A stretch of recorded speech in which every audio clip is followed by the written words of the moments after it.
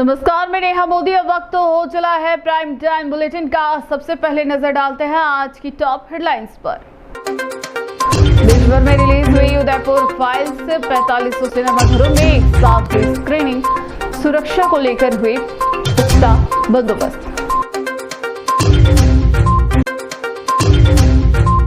पति पत्नी के बीच हुए झगड़े के बाद पति ने खुद को लगाई आग। बचाने के प्रयास में सास भी झुलसी। सास बहू दोनों की हुई दर्दनाक मौत।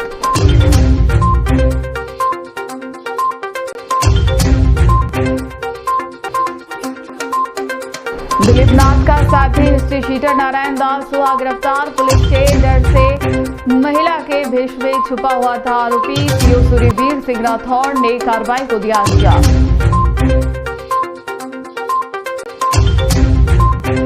अब खबरें विस्तार से। राजस्थान के बहुत चर्चित कन्हैयालाल हत्याकांड पर आधारित फिल्म उदयपुर फाइल्स को सेंसर बोर्ड की मंजूरी मिलने के बाद आज देश भर के 4500 सिनेमाघरों में रिलीज किया गया। फिल्म को लेकर बीते दिनों कुछ आपत्तियां सामने आई थी, लेकिन अब इसे आधिकारिक तौर पर हरी झंडी दे दी गई है। कन्हैयालाल के बेटे यश साहू और पत्नी जसोदा साहू ने फिल्म के जरिए न्याय की उम्मीद जताई है। वहीं उदयपुर सहित कई शहरों में सुरक्षा के पुख्ता इंतजाम किए गए हैं। दर्शकों ने भी फिल्म को लेकर संवेदनाएं जताई और इसे समाज के लिए एक जरूरी संदेश बताया। उदयपुर फाइल्स से एक फिल्म नहीं बल्कि उस दिल दहला देने वाली घटना की दस्तावेजी झलक है जिसने 2022 में पूरे देश को झकझोर दिया था। 3 साल पहले राजस्थान के उदयपुर में दर्जी कन्हैयालाल साहू की निर्मम हत्या ने हिंसा की चिंगारी भड़का दी थी। अब उसी सच्ची घटना पर आधारित फिल्म को सेंसर बोर्ड की मंजूरी के बाद आज देश भर में 4500 सिनेमाघरों में रिलीज किया गया। फिल्म को लेकर कन्हैयालाल के बेटे यश साहू ने कहा कि ये सिर्फ एक फिल्म नहीं, ये हमारे दर्द और सच्चाई की कहानी है। उम्मीद है कि इसके बाद शायद मेरे पिताजी को न्याय मिल सके। वहीं उनकी पत्नी जसोदा साहू ने बताया कि जब इस फिल्म पर रोक लगी थी तो उन्होंने स्वयं प्रधानमंत्री को पत्र लिखकर रिलीज की मांग की थी। जसोदा का कहना है कि ये फिल्म उस संघर्ष और पीड़ा को दिखाती है जो हमारे परिवार ने झेली। जो कि 28 जून 2022 को हुई थी, किस तरीके से मेरे पिताजी को आतंकवादी साजिश के तहत मार दिया गया था। इन लोगों का जुड़ाव पाकिस्तान से था, ये एनआईए की चार्जशीट भी कहती है। तो वही सब कुछ इस मूवी के अंदर दिखाया गया है और इस मूवी में एक मैसेज है कि देश में इस तरीके की जो घटनाएं हो जाती है उनको देश के सामने लाया जा सकता है एक मूवी के ज़रिए, एक सिनेमेटिक ग्राफी के ज़रिए, ठीक है। पर अभी भी मेरा जो परिवार है, मैं हूँ, वो न्याय की एक लड़ाई लड़ रहा है। मैं कई बार इस केस की पेशियों पर जा चुका हूँ, पर इस केस में मुझे अभी भी कुछ ऐसा नहीं दिखा कि इसमें इन अपराधियों को सज़ा मिल रही है। बहुत ही लंबा समय गुजर चुका है, 3 साल एक बड़ा ही लंबा समय होता है। अभी भी वो जो अपराधी है वो जेल के अंदर ही है, उन्हें सज़ा नहीं मिली है। तो मैं इस मूवी से ये उम्मीद करता हूँ कि इसको लोग देखने के बाद हमारी न्याय की लड़ाई में हमारा साथ देंगे और अपराधियों को जल्द से जल्द फांसी की सज़ा दिलाने में हमारे साथ खड़े होंगे। रिलीज को लेकर किस तरह की अड़चने हैं, कैसे फेस किया? रिलीज़ को लेकर काफ़ी अड़चने आई। इसको हाईकोर्ट दिल्ली में चैलेंज किया गया, उसमें इसको स्टे मिल गया था क्योंकि ये मूवी 11 जुलाई को रिलीज़ होने वाली थी। इसको 10 तारीख को ही स्टे मिल गया, उसके एक दिन पहले। उसके बाद भी कई कोशिशें की गई इसको रिलीज़ करवाने की, तो उसमें भी इसका स्टे कंटिन्यू रहा। इसको सुप्रीम कोर्ट में भी चैलेंज किया गया। सुप्रीम कोर्ट ने कहा कि मूवी को आने दीजिए क्योंकि मूवी CBFC सर्टिफाइड है। तो CBFC ने जिसको सर्टिफिकेशन दे दिया वो मूवी लोगों के सामने आएगी ही। फिर इसका डिसीजन सेंट्रल गवर्नमेंट पे छोड़ा गया। सेंट्रल गवर्नमेंट में भी इसमें पॉजिटिव डिसीजन देते हुए पर कल ही कहा कि ये मूवी रिलीज़ हो और आज ये मूवी आप लोगों के सामने, देश की जनता के सामने है और रिलीज़ पे है। हम तो देखो, हमको तो ऐसा लगे मूवी देखते ही हमने थोड़ा ट्रेलर टीवी में देखा तो मेरे को तो यूँ पिक्चर देखने की इच्छा नहीं हो रही। बच्चे को बोला तुम दोनों जाओगे, तुम देख लेना और परिवार को साथ ले जाना। इसके बुआ ने भी मना कर दिया, मासी ने भी मना कर दिया कि हम तो वो को वही सीन याद आ जाता, इसलिए हम देख नहीं पाएंगे। आपने क्या प्रयास किया मूवी रिलीज के लिए? प्रधानमंत्री को क्या मैं तो कह रही देख, आज उन्होंने पिक्चर रिलीज करवाई, कल हमको न्याय का भी जरूर उनसे आस होगी कि हमको न्याय मिल जाएगा। 3 साल हो गए हम न्याय के लिए बैठे हुए। आपने क्या प्रयास किए थे? केस में कुछ करवा हमने देखो मोदी जी से मिलने की वो क्या बोलते वो लेटर भी दिया है। मैं तो ये चाह रही हूँ मोदी जी से मिल के मैं बात करना चाह रही हूँ को हमको न्याय मिलना जरूरी है। फिल्म के रिलीज के दौरान उदयपुर सहित कई प्रमुख शहरों में पुलिस की तैनाती की गई थी। सिनेमा घरों के बाहर सुरक्षा के पुख्ता इंतजाम किए गए ताकि कोई अप्रिय घटना ना हो। दर्शकों ने फिल्म देखने के बाद कहा कि घटना को जिस तरह फिल्म में दिखाया गया है असलियत उससे भी ज्यादा विभत्स थी। उन्होंने ये भी कहा कि ऐसे फिल्में समाज में चेतना जगाने का काम करती है ताकि भविष्य में ऐसी घटनाओं की पुनरावृत्ति को रोका जा सके। दोनों में चल रहे मॉल में मूवी चल रही है। सुरक्षा के लिए पर्याप्त पुलिस बल लगाया हुआ है और हमारे एसपी साहब, मेडिसिन साहब, एसएचओ साहिबान सारे यहाँ मौजूद हैं और व्यवस्थित है, सब सुरक्षा व्यवस्था पूरी है। मूवी तो बहुत अच्छी है और ये किसी धर्म को लेके कोई इफेक्ट नहीं करती है, ये बस रियलिटी को दिखाती है कि उस टाइम पे क्या हुआ था। इस वजह से हमें देखनी चाहिए मूवी। सब व्यवहार की सब मैंने बहुत बढ़िया मूवी लगी है और जो दिखो है सर दिखाना चाहे वही सब सिस्टम दिखायो है। और आगे अगर अबे देखा आधी मूवी देखी और आधी मूवी हिसाब 5 में अगर मैं रेटिंग करूँ तो 4.5 की रेटिंग अभी मूवी ने करूँ और बाकी आधी मूवी आगे देखी आगे रो दिखाऊंगा। बाकी व्यवहार के हिसाब बहुत द उदयपुर फाइल्स मूवी देखा जाए तो ये मूवी हमारे उदयपुर की एक ऐसी घटना है, निंदनीय घटना, जिस पे मूवी बनी है। कन्हैयालाल जी साहू के ऊपर ये मूवी जो बनी है, इस मूवी को देखने के बाद लगभग मुझे लगता है कि मूवी में जो चीज़ दिखानी चाहिए थी वो चीज़ प्रॉपर नहीं दिखा पाई। मतलब 100% में से 25% भी इस मूवी को इन्होंने मतलब इस मूवी में शॉट दिखाए नहीं। और मेरा ये मीडिया के माध्यम से कहना है कि भाई जिस प्रकार विधर्मी लोगों ने सोची समझी साजिश के साथ ऐसी निंदनीय घटना करी है, उसका उन आरोपियों के खिलाफ हमारी मांग है कि उनको जल्द से सजा दी जाए और पीड़ित परिवार जो कन्हैयालाल का जो परिवार उनको न्याय दिया जाए। ये जो पिक्चर उदयपुर फाइल्स अभी हम देखे, अभी तक इंटरवल हुआ है। घटना की जानकारी पूरी थी हमारे को, किस तरह से ये आतंकवाद और कट्टरवाद ने इस घटना को अंजाम दिया था और सरतन से जुदा नारे लगाए गए थे। पूरी घटना हमारे ध्यान में है। हमारे मन में बहुत आक्रोश था और इसीलिए हम ये मूवी देख के उस घटना को देखना चाह रहे थे, पर पिक्चर में कुछ इसको डाइल्यूट कर दिया है, कुछ थोड़ा सा अलग रंग दिया गया है, कुछ मैटर को डाइल्यूट करने की कोशिश की गई है। परंतु घटना आम आदमी की जहन में है कि किस तरह से ये कट्टरवाद फैलाया गया। और एक टीवी की छोटी सी एक इंटरव्यू ने उस आदमी ने उसको समर्थन दिया था, केवल कन्हैयालाल जिसका नाम है, और उसका पूरे आतंकियों ने या जिहादियों ने उसका कत्ल किया था। ये घटना एक्चुअल में ये है, पिक्चर में उसको दिखाया गया है और कुछ डाइल्यूट किया गया है। पर ये ऐसी पिक्चर आनी चाहिए और घटना सबके सामने आनी। उदयपुर जिले के बड़गांव थाना में पति से विवाद के बाद पत्नी ने खुद को आग लगा दी। मौके पर मौजूद सास ने बहू को बचाने की कोशिश की, लेकिन दोनों आग में पूरी तरह झुलस गए। घटना रात करीब 10 बजे हुआ। स्थानीय लोगों और फायर ब्रिगेड की मदद से आग पर काबू पाया गया, लेकिन तब तक मांगी बाई और पप्पा देवी की जलकर मौत हो चुकी थी। उदयपुर जिले के बड़गांव थाना क्षेत्र से गुरुवार देर रात पति पत्नी के बीच हुए झगड़े के चलते पत्नी ने खुद को आग लगा दी। वहां मौजूद सास ने अपनी बहू को बचाने की कोशिश, लेकिन वो भी आग में पूरी तरह झुलस गई और कुछ ही देर में दोनों आग में जलकर राख हो गई। स्थानीय लोगों ने जब धुआं उठते देखा तो तुरंत दमकल विभाग और पुलिस को सूचना दी। फायर ब्रिगेड की टीम कुछ ही देर में मौके पर पहुंची और आग बुझाने का प्रयास शुरू किया। दमकल टीम में पुष्कर लाल डांगी, फायरमैन कैलाश मेनारिया, मनोज जी सी, भवानी शंकर वाल्मीकि, नरेश चौधरी, शुभम मेनारिया और प्रकाश राठौड़ सहित अन्य कर्मी शामिल थे। कई घंटों की मशक्कत के बाद आग पर काबू पाया जा सका, मगर तब तक बहुत देर हो चुकी थी। आग की लपटों में घिरी दोनों महिलाओं की मौके पर ही मौत हो चुकी थी। उनके जले हुए शव बरामद कर पुलिस को सुपुर्द कर दिए गए हैं। मृतकों की पहचान मांगी बाई पत्नी गोपीलाल उम्र 35 वर्ष और पप्पा देवी पत्नी कना उम्र 65 वर्ष निवासी जिंदोली के रूप में हुई है।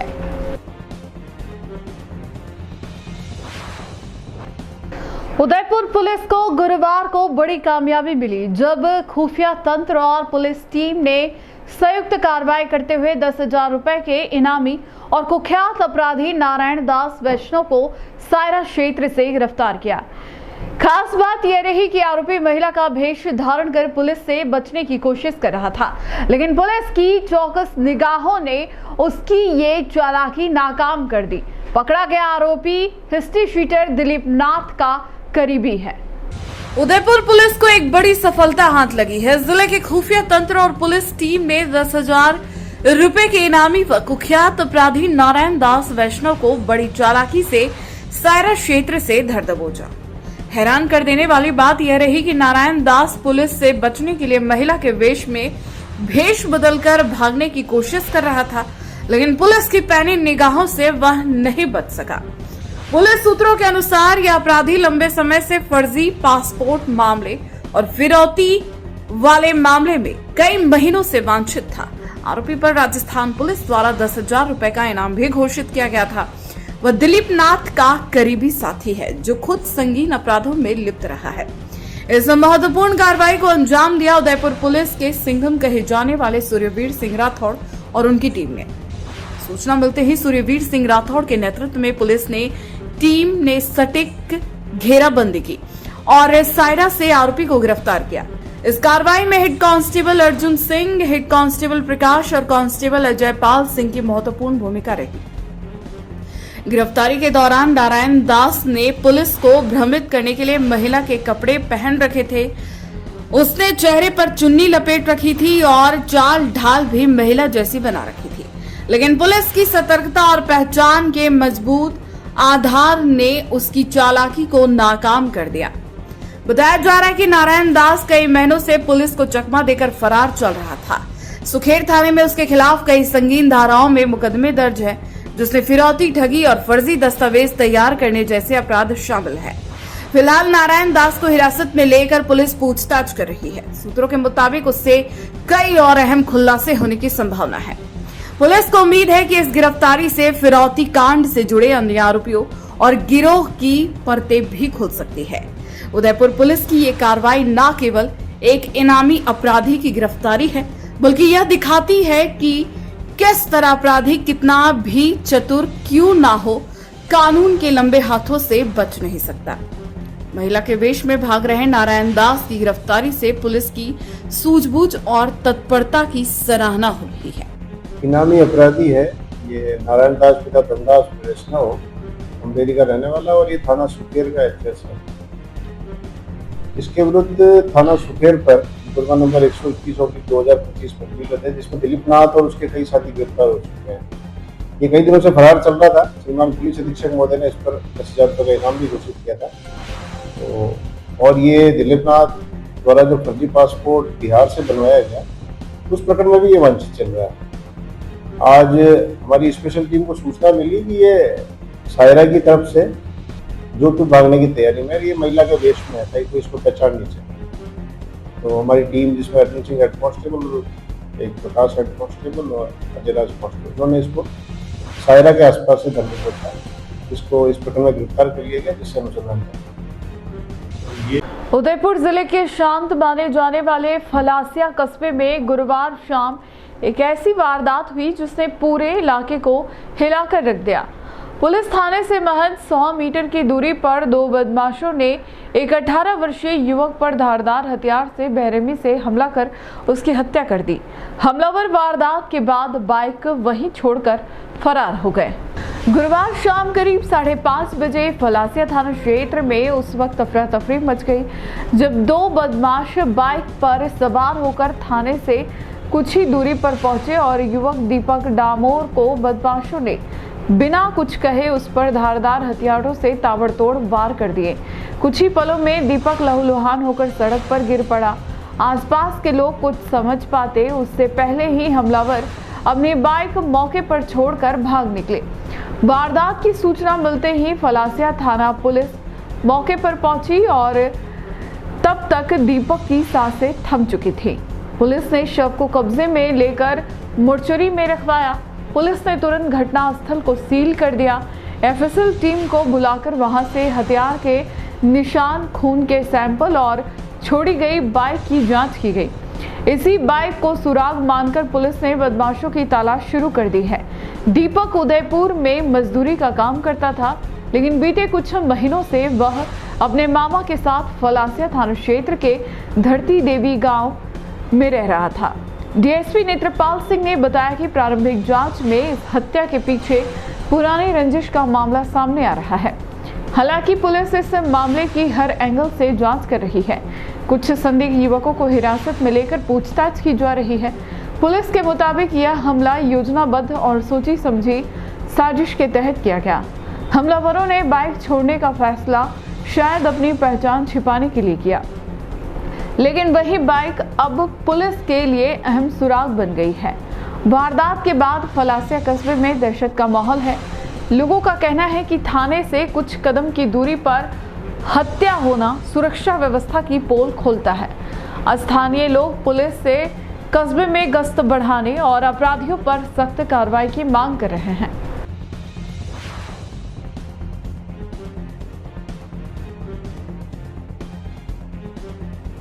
सावन के पावन महीने में उदयपुर शिव भक्ति में रंगा नजर आ रहा है। शुक्रवार को शहर में गंगूकुंड से भव्य कावड़ यात्रा निकाली गई, जो महाकाल मंदिर पहुंचकर संपन्न हुई। इस यात्रा में भारी संख्या में श्रद्धालु शामिल हुए। खास तौर पर महिलाएं पारंपरिक वेशभूषा में जयकारों के साथ शिव भक्ति में लीन नजर आई। महाकाल मंदिर में कावड़ियों ने शिवलिंग का अभिषेक किया। पूरे मार्ग पर भक्ति का माहौल बना रहा और कावड़ियों में खासा उत्साह देखा गया। प्रशासन की ओर से भी सुरक्षा और व्यवस्थाओं के पुख्ता इंतजाम किए गए। सावन के महीने में शिव भक्ति का रंग पूरे उदयपुर में चढ़ा हुआ है। शुक्रवार को शहर के ऐतिहासिक गंगूकुंड से भव्य कावड़ यात्रा निकाली गई, जो शिव भक्तों के जयकारों के बीच महाकाल मंदिर तक पहुंची। सुबह से ही श्रद्धालुओं का सैलाब गंगूकुंड पर जुटना शुरू हो गया था। परंपरा के अनुसार कावड़ में पवित्र जल भरकर शिवालय तक पैदल यात्रा की जाती है और उसी परंपरा को निभाते हुए सैकड़ों श्रद्धालु गंगा जल लेकर महाकाल मंदिर पहुंचे। इस कावड़ यात्रा की खास बात रही महिलाओं की भारी भागीदारी। सैकड़ों महिलाएं पारंपरिक वेशभूषा में भक्ति गीत गाते हुए चल रही थी। हर हर महादेव और बोल बम के जयकारों से पूरा वातावरण गूंज उठा। महाकाल मंदिर पहुंचकर सभी श्रद्धालुओं ने जलाभिषेक कर शिव का आशीर्वाद लिया। कावड़ यात्रा के मार्ग पर जगह जगह जलपान और विश्राम शिविर भी लगाए गए थे। प्रशासन की ओर से सुरक्षा व्यवस्था कड़ी रखी गई थी ताकि यात्रा शांतिपूर्ण और सुरक्षित रूप से संपन्न हो सके। पुलिस और स्वयंसेवकों की टीम ने ट्रैफिक और भीड़ को कुशलता से नियंत्रित किया। कांवड़ियों ने बताया कि सावन का ये आयोजन सिर्फ धार्मिक नहीं, बल्कि आत्मिक शांति और सामाजिक एकता का प्रतीक भी है। हर साल की तरह इस बार भी कावड़ यात्रा में उत्साह चरम पर रहा और पूरा उदयपुर शिवमय हो गया।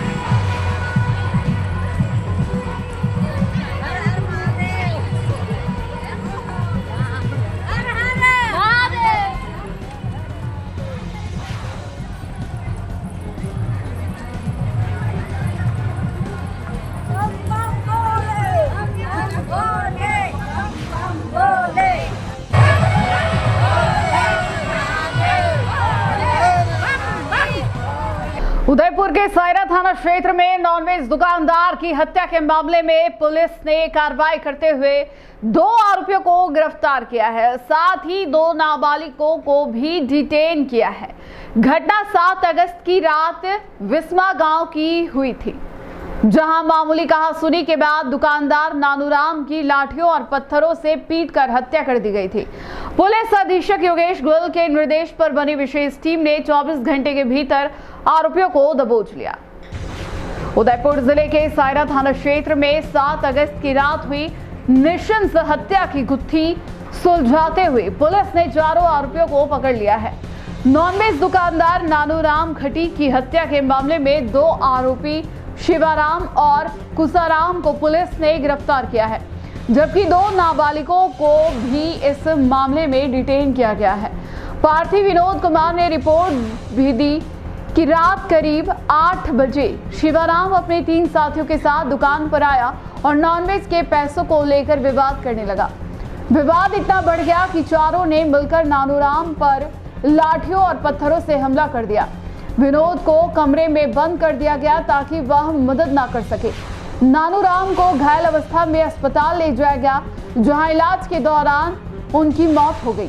घटना की गंभीरता को देखते हुए जिला पुलिस अधीक्षक योगेश गोयल, अतिरिक्त पुलिस अधीक्षक गोपाल स्वरूप मेवाड़ा और सीओ सूर्यवीर सिंह राठौड़ के निर्देशन में एक विशेष टीम का गठन किया गया। एसएचओ किशोर सिंह शक्तावत के नेतृत्व में पुलिस टीम ने 24 घंटे के भीतर सभी आरोपियों को पकड़ लिया। पूछताछ में सभी ने अपना अपराध स्वीकार कर लिया है। फिलहाल 2 आरोपियों को गिरफ्तार कर न्यायिक प्रक्रिया जारी है। वहीं 2 नाबालिगों को किशोर न्याय अधिनियम के तहत कार्रवाई हेतु बाल सुधार गृह भेजा गया है। मामले की तफ्तीश जारी है।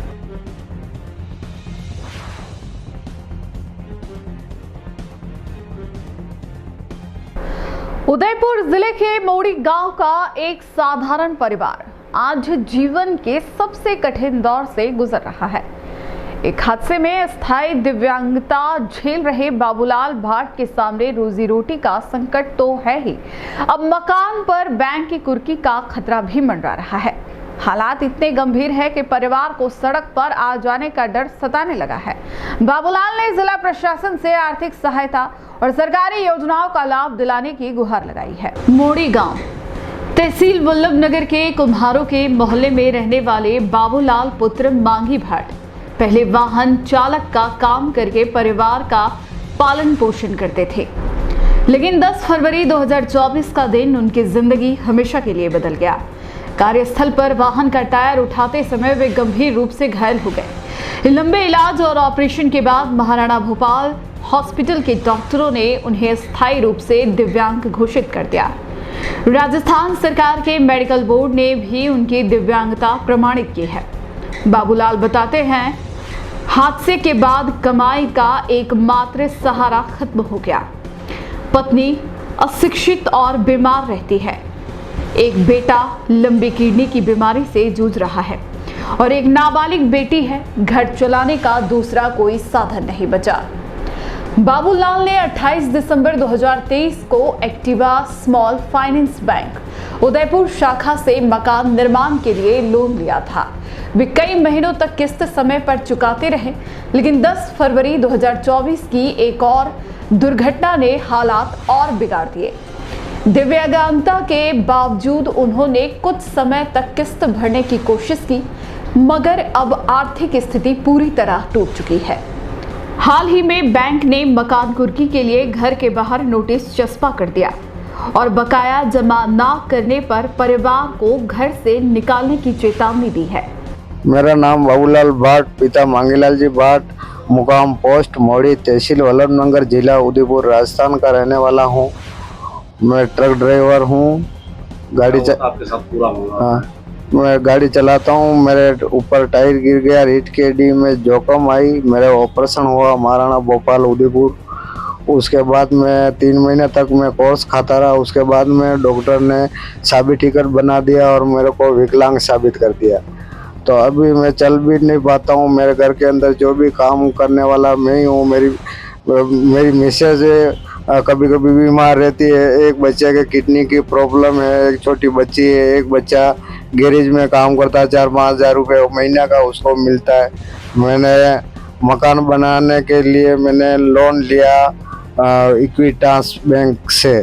तो जब मैं अच्छा था, जब मैं किस्तें दे रहा था, मैं हॉस्पिटल में एडमिट था, जब भी मैं किस्तें दे रहा था। अब मैं इधर उधर से उधार ले के दे के किस्तें, अब मेरी गंभीर हालत है। मैं इधर मार्केट में भी कर्जा हो गया, मैं किस्तें भी टाइम से नहीं दे पा रहा हूँ। तो बैंक वाले परेशान कर रहे हैं, भाई मकान नीलाम करेंगे, अनुकुड़ी लगाएंगे। इसीलिए अब मेरा बच्चा बच्ची लेके मैं कहाँ जाऊँगा, मैं बहुत परेशान हूँ। अभी तक कितनी आपने किस्तें जमा करा दी है? मैंने 13 किस्तें जमा करा दी है। टोटल कितनी किस्तें थी? टोटल तो किस्तें 10 साल की थी। हाँ, अब उसके बाद में एक एप्लीकेशन जिला कलेक्टर साहब को भी भेजवाई, एक एप्लीकेशन वल्लभनगर तहसील उदयलाल जी विधायक साहब को भी एक एप्लीकेशन भिजवाई, और बैंक वाले जयपुर से आके मेरे घर पे नोटिस लगा के फिर मेरे को फ़ोन किया। तो मेरे गांव में भी एडवर्टाइज हो गया, मेरे बच्चा बच्ची का कहीं संबंध कर रखा, तो मेरे समाज में भी एडवर्टाइज हो गया, संबंध भी बच्चा बच्ची का छूट रहा कि भाई तुम्हारा मकान जा रहा था, हम बच्चे बच्ची को शादी नहीं कराएंगे। ऐसे हमारे घर के गांव में भी एडवर्टाइज हो गया। अब उन्होंने नोटिस लेके आए तो मेरे को जयपुर से निकले, जब बोलना चाहिए बाबूलाल जी आपके नोटिस आ रहा, मेरे को हाथों हाथ देते, मैं कुछ करता।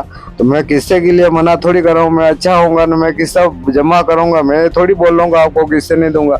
मेरा पूरा रिकॉर्ड खराब कर दिया, मेरे गांव के अंदर भी रिकॉर्ड खराब हो गया, समाज के अंदर ही रिकॉर्ड खराब हो गया।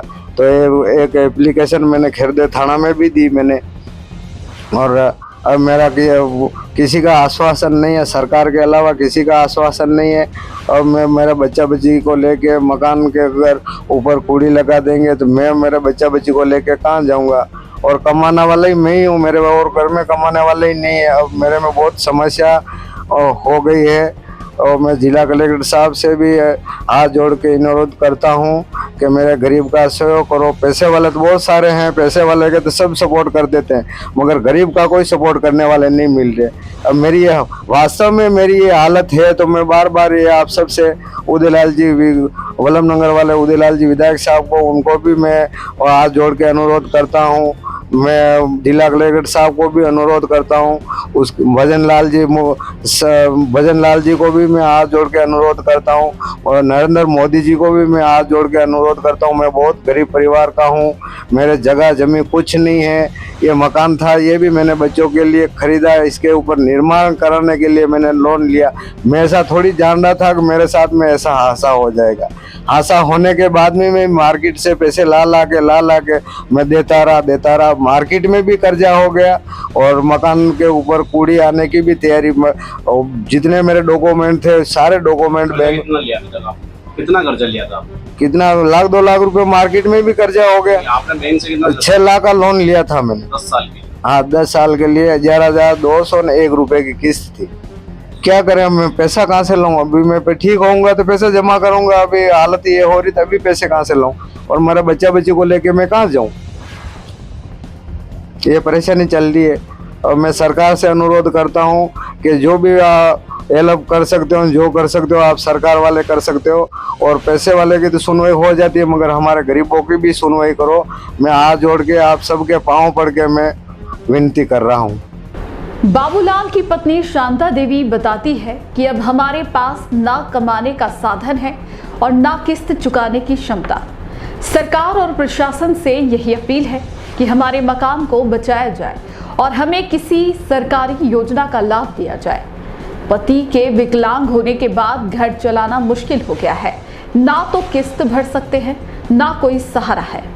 प्रशासन से मदद की उम्मीद है ताकि हमारा घर बच सके। मेरा नाम शांता है। मेरे पति ऐसे हो गए, गिर गए, मैं कहाँ से लाऊंगा, मैं कहाँ से खिलाऊंगा बच्चा बच्ची को, कहाँ से पेट भरेंगे। ये गिरे हुए ट्रक से हादसा हो गया। हाँ, नहीं सकते। अब आप क्या चाहते हैं? विनती है, मैं कहीं कुछ नहीं कर सकती। कैमरे के सामने बाबूलाल भाट का बेटा और बेटी अपने पिताजी की कहानी सुनाते हुए कहते हैं, पिताजी ने मकान बनाने के लिए 6 लाख का लोन लिया था। जो पहले किस्तों में जाता था, लेकिन हादसे के बाद वह सब बदल गया। अब बैंक कुर्की की कार्रवाई कर रहा है। सरकार से बस यही विनती है कि हमारी मदद करें। बेटे ने कहा, मैं खुद किडनी की बीमारी से पीड़ित हूँ। इस भाटू में मैं मोड़ी रहता हूँ। नंबरलगर में रहता हूँ, हमारे गांव मोड़ी, तहसील नंबरलगर। मैं मेरे पापा से उनके गाड़ी में गिर गए ट्रक से। फिर माना भोपाल से ऑपरेशन हुआ है, 6 लाख का लोन लिया है पापा ने। अभी OPG माना भोपाल से ऑपरेशन हुआ था, तो पापा भी वो अभी चल नहीं सकते हैं कि अभी चल में जो काम किस्ता कैसे दूंगा, कैसे मतलब किस चीज़ की किस्त? मतलब 6 लाख की किस्त पापा ने। अभी ये हादसा हो गया कि पापा पैसे नहीं देख सकते हैं, कर्जा हो गया पापा का, कि मैं थोड़ा थोड़ा उधर करके लाया था पापा के ने पैसे पापा किस्ता क्या चाहते हो? मैं सरकार से विनती है, माँ पापा की थोड़ी मदद करना, मेरे परिवार की मदद करना। मेरी शरीर की प्रॉब्लम है, किडनी की प्रॉब्लम है, मेरी पढ़ाई छूट गई। मैं अभी किस्ता नहीं, माँ पापा किस्ता नहीं भर सकते हैं। थोड़ी सरकार से विनती है कि मैं सुरक्षित बनना। मेरे पापा का ऑपरेशन हुआ था रीढ़ की हड्डी का। मेरे पापा के ऊपर टायर गिर गया था, जो ये गठान हो गई पीछे, तो मेरे पापा चल फिर नहीं सकते। और लोन लिया था 6 लाख का, जो वो भर नहीं सकते अब। तो मेरे पापा चल फिर नहीं सकते। हम गरीब परिवार है, हम कहाँ जाएंगे? और हमारे तो खेती बाड़ी भी कुछ भी नहीं है। और तो हम खेती बाड़ी नहीं है, घर बार तो है, यही है। पापा ने खरीद के लिया था, और मैं पापा ये खरीद के लिया, जो हम अब कहाँ जाएंगे? आप क्या चाहते हो? ये चाहती हूँ कि मेरा घर तो नहीं जाए, ये चाहती हूँ। यह मामला सिर्फ एक परिवार की आर्थिक तंगी और सामाजिक दुर्दशा की कहानी नहीं है, बल्कि यह सवाल भी उठाता है कि दिव्यांग और असहाय लोगों के लिए बनाई गई सरकारी योजनाएं जमीन पर कितनी कारगर है। क्या ऐसी आपात स्थितियों में राहत देने का कोई त्वरित तंत्र मौजूद है? जिला प्रशासन, जनप्रतिनिधि और सामाजिक संगठन अगर समय रहते आगे आते हैं तो बाबूलाल का परिवार बेघर होने से बच सकता है, वरना यह परिवार न सिर्फ अपनी छत खो देगा, बल्कि जीवन यापन के लिए दर दर भटकने को मजबूर हो जाएगा। इस पूरे मामले में एडवोकेट श्यामलाल ने बताया कि इस पूरे मामले को लेकर हमने जिला कलेक्टर और स्थानीय विधायक उदयलाल डांगी को अवगत करवा दिया है, लेकिन उनसे आश्वासन ही मिला है। लेकिन अब बैंक इनके गांव में मकान को कुर्क करने के लिए नोटिस चस्पा कर दिया है। अब प्रशासन से अपील है कि जल्द से जल्द मामले को गंभीरता से ले और एक पीड़ित के मकान को बचाए। उदयपुर एडवोकेट श्यामलाल बोल रहा हूँ सर। ये मामला मोड़ी से है, बाबूलाल भाट। एक इनका क्या पैरलाइज हो गया था, ये पहले गाड़ी चलाते थे। 10 फरवरी 2023 को इनका ट्रक से एक हादसा हुआ, टायर गिर गया। उसके बाद जांच के बाद ये पूरी तरह से पैरलाइज हो गया और इनका मेडिकल रिपोर्ट वगैरह भी 50% डिसेबिलिटी की है। अब उससे पहले इनके लोन चल रहा था इक्विटास स्मॉल फाइनेंस बैंक से, जिसमें इन्होंने उस समय किस्तें भी दी, कुछ बाद में भी दी है। पर अभी बैंक का ये चल रहा है, एक कुर्की प्रोसेस चल रहा है सरफेसी का। बैंक से रिक्वेस्ट भी करी है, बैंक को हमने भेजा भी है कि भाई डिसेबिलिटी कैंडिडेट है तो उसमें आप जो भी हेल्प बनती है वो करो, क्योंकि इनके पास रहने का कोई सहारा नहीं है, जो मकान ही है। बैंक का ये कहना है कि हमारे पास हमने जो इंश्योरेंस पॉलिसी करी है वो खाली डेथ क्लेम की करी, डेथ क्लेम के अलावा हम इसमें कोई रिलीफ नहीं कर सकते। तो अभी तक आपने कलेक्टर वगैरह जी, मैंने कलेक्टर साहब को भी एप्लीकेशन दी है इसकी, 30 जुलाई को प्रेजेंट करा था, एप्लीकेशन दे के आया हूँ। अभी तक उस पर कोई जवाब आया नहीं है। विधायक साहब है वल्लभ नगर से, उनको भी एप्लीकेशन दे के आया हूँ मैं। और इस जो पूरी फैमिली है इन पर आश्रित थी, उनके घर में कोई कमाने का और कोई दूसरा जरिया नहीं है और ना कोई मकान है। जो भी बन पड़ता है सरकार से मैं रिक्वेस्ट करता हूँ उनकी थोड़ी सहयोग करे। टी न्यूज राजस्थान के बुलेटिन में फिलहाल अब तक के लिए इतना ही। आइए चलते चलते फिर से नजर डालते हैं आज के टॉप हेडलाइंस पर।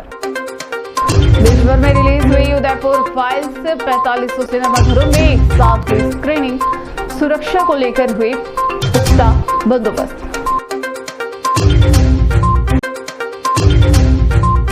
पति पत्नी के बीच हुए झगड़े के बाद पति ने खुद को लगाई आग। बचाने के प्रयास में सास भी झुलसी, सास बहू दोनों की हुई दर्दनाक मौत।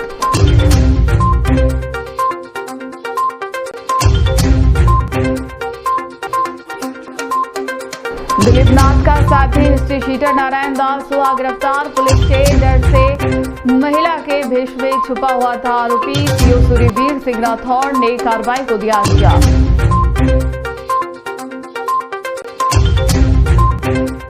आज के बुलेटिन में इतना ही। अब दीजिए इजाजत नेहा मोदी को। ऐसी ही खबरें देखने के लिए बने रहिए टी न्यूज राजस्थान के साथ। नमस्कार।